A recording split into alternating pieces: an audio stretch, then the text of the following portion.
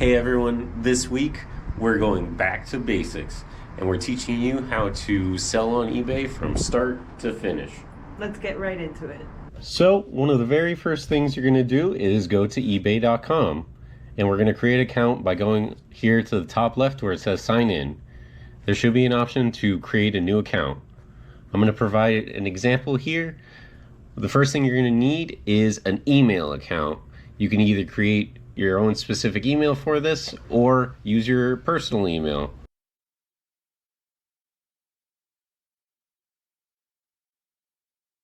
So now we're going to be putting in contact info and mailing information as well as payment information. This is going to show how we process our payouts and how we're going to pay for shipping labels. So we're going to come over here to payments and set up a new form of payment. We have the options of using a credit or debit card, PayPal, or Venmo. Now we're going to look into how you can search up random items around your house in thrift stores, and we're just going to Google on your mobile phone and we're going to highlight this camera button over here to your right, and that should open up a camera. Take a picture of it and Google Lens will bring up pictures across the internet that fit the description of that item. You do want to actually do your research and kind of match the item to its appearance, and you can see we found the item here, so we're going to click on the link and it's registered here in eBay. I'm going to copy and paste the title so that way I can go to the eBay app and plug it into the search bar and it'll be able to bring me results on the eBay app.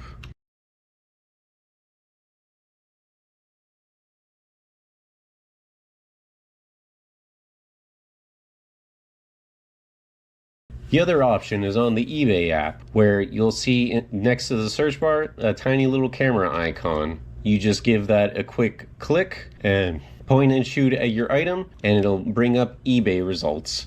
Okay, so with all items, we're gonna come over here to our filter and we're gonna scroll down, and what we're actually gonna be doing is turning on the filter for sold items and completed items. These will show you listings of items that have been purchased and sold. So these are verified sales rather than somebody just putting on a random price and hoping it sells. These are the prices people are willing to pay for the item you have researched. What you could do from here is just scroll down, and when you're ready to list an item like this, you can press the button that says sell one like this. For this example, we're going to be listing a mug we found, and here you'll be able to change the title, also provide the item's condition, whether it's new, open box, or used. And there's additional information here if we want to put additional details such as date of creation, if it's an original reproduction, whether it fits a theme, it's of a certain material or genre.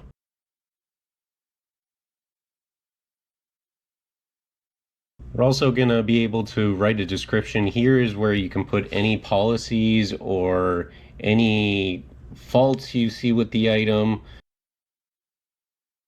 Scrolling down here is where we can adjust our prices. A lot of the time we are going to just specify in buy it now. So in this case, we're going to put $10.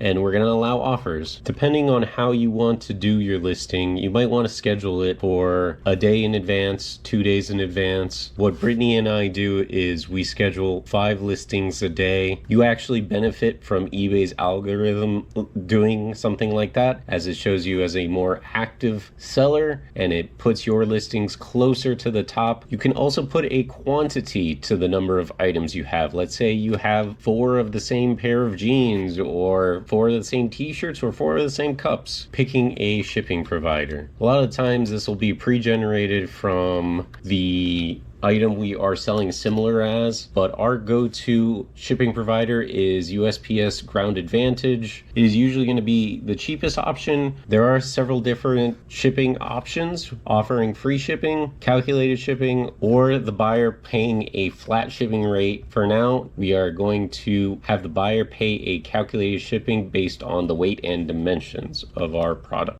You can choose to promote your listing. eBay will set your item a little higher up on the list depending on what percentage you have eBay promoted. We like to do a standard 2%. After we upload the pictures, we're just ready to hit list. Since this is our first time listing an item, it'll ask us for our account details. You will need a bank account to finish setting up your listing. Once that's all set up, you can hit list and your listing's ready to be viewed. So you've just sold your first item. For this example, we sold a vintage Libby juice cup. The buyer paid $7 for the item plus an additional $7.71 in shipping, bringing the sales tax to $1.03. Sales tax will vary from state to state. In Florida, it is 7%, bringing the order total to $15.74. eBay takes the order total, subtracts the sales tax, as well as eBay's own transaction fees, the shipping label, and the ad fee. The ad fee is that 2% promoted listing that I showed you earlier. We made about $6.74. Here we see Brittany packing up the cup.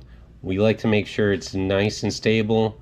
We have plenty of shipping supplies, newspaper, plastic bags, bubble wrap, anything you can kind of recycle, and ensuring your item is protected is always going to be beneficial.